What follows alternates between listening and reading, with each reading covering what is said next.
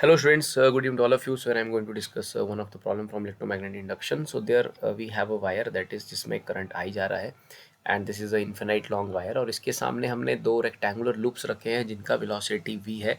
Find the direction of induced current in each loop. अगर हम इस पहले वाले की बात करते हैं स्टूडेंट्स, तो देखिए सबसे पहले तो ये वायर है, करंट कैरिंग वायर है, इन्फिनाइट वायर है.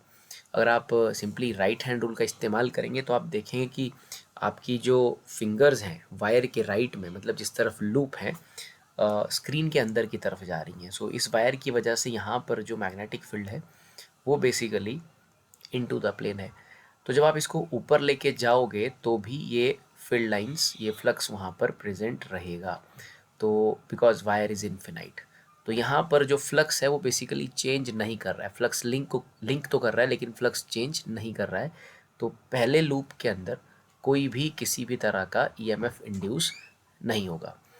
और अगर हम दूसरी फिगर की बात करते हैं तो देखिए फील्ड तो वैसा ही है यहाँ पर, cross cross cross, because this is a wire, current carrying wire, और इसकी वजह से फील्ड इनटू द स्क्रीन है इस वायर की वजह से. तो जब आप इसे आगे लेके जाएंगे, लेट सपोज ये यहाँ आप इसको पहुँचा देते हैं, यहाँ पहुँचा देते हैं, दूर ले जाते हैं वायर से, तो ऑब्वियसली इसके साथ लिंक होने वाली फील्ड जो है वो डिक्रीज़ कर रही है. मतलब ये वाला जो फ्लक्स है, लेट सपोज यहाँ मैंने 4 क्रॉस बना के रखे हैं, तो ये धीरे धीरे जो है वो कम होंगे बिकॉज आप वायर से अपने लूप को दूर लेके जा रहे हैं.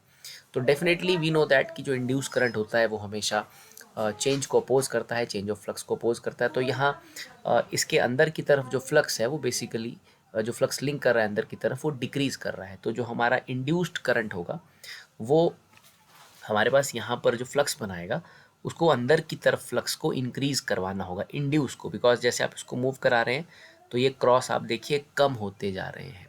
तो इंड्यूस करंट इन क्रॉस को इंक्रीज़ करेगा, मतलब इंड्यूस करंट की वजह से फ्लक्स अंदर की तरफ बनना चाहिए, बिकॉज वो अंदर की तरफ कम हो रहा है, तो इंड्यूस करंट की वजह से वो अंदर की तरफ बढ़ना चाहिए. तो इसीलिए वहाँ पर करंट की जो डायरेक्शन है वो क्लॉकवाइज होगी. तो मैंने यहाँ पर क्लॉकवाइज बनाया है, दिस इज़ क्लॉकवाइज, बिकॉज अगर वो क्लॉकवाइज होगा तभी वो चेंज को अपोज कर पाएगा. So answer for the second part is clockwise. So clockwise answer for this second part. Thank you.